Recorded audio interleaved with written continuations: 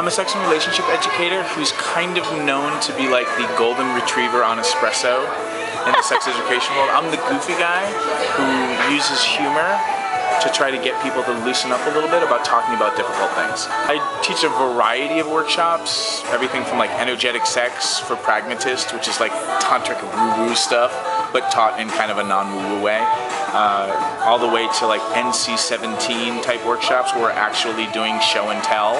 Like, this is a vulva, this is how you hand fuck a clit and a vagina. This is the international symbol for hand sex, by the way, or this is the other way.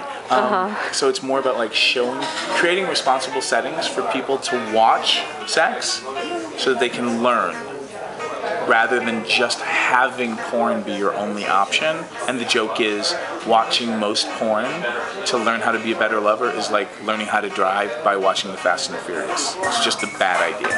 Is watching too much porn a bad thing? If it's taking away from the intimacy in your relationships and your life's in shambles, then yes. But the same thing goes for eating too much breakfast cereal. You know, breakfast cereal in and of itself is not inherently evil. Porn isn't evil anyway, or either. And so the idea is like, what are you trying to create in your life? And is this helping you fulfill those goals or not? I'm a do-it-yourself sex and relationship geek. My mom and dad didn't know how to communicate well in their relationship, and their inability to communicate their needs and express their upsets in a healthy way trickled down into their marriage and trickled down into their family. I got to be a participant in watching what happens. So I've spent a lot of my life being a geek and trying to understand how do you communicate better in relationships, and how to understand sex and figure out how do I even know what I like, and then how to communicate that, and then how to do that safe and responsibly with other people. So I'm a good example of one of those people who studied everything and read all these books but never went to school. And my message is really that you get to be able to figure out what works for you. Like, you don't have to get your PhD to become an expert in the kind of sex that works for you. What I'm seeing people make the most mistakes around is people tend to go too fast. It's modeled in porn. It's the quick cut to the next thing. You know, we don't see them negotiating and figuring out, oh, that's not enough lube, and can you put your knee up here, and oh my God, that doesn't fit right, and we never see that.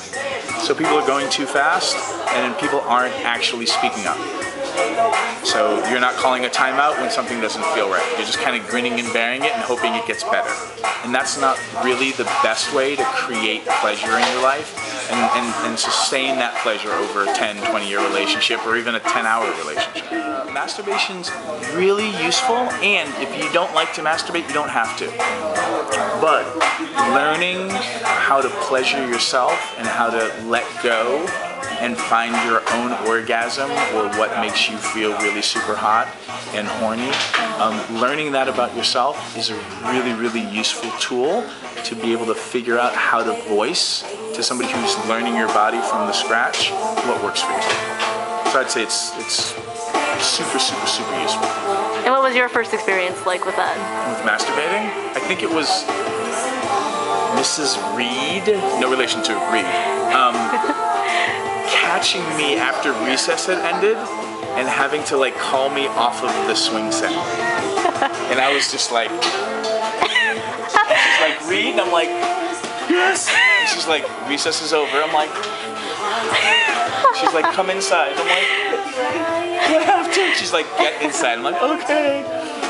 So I think that was, if not the first, one of the first. I remember you talking earlier about sort of how a lot of people are forced to masturbate in fear. Does it surprise you? I mean, I know it surprised me. I was reading someone's thesis about female masturbation, and there's a remarkable amount of women that are still completely ashamed of their own sexuality. And I still get ashamed. Do you? Yeah, I teach this for a living. Like, it's normal in this culture to feel ashamed about sex. Like, just don't feel ashamed about feeling ashamed. Go take a workshop, read a book, talk to some sex geeks, and start developing the tools to be able to work through your shame when it shows up, because it will show up. You know, you might be lucky enough to do the work and then have it never show up again. I'm a geek about this stuff. It still shows up for me. Don't make it wrong, and learn how to navigate through it. So if you had one sort of final message or lesson or anything you'd like to impart to the world. Go to readaboutsex.com and just send me lots of money. That's my final advice. My real advice is bring a sense of humor into your own sexual journey and learning, and a sense of play, and be okay with getting it wrong sometimes. Like, don't be so hard on yourself.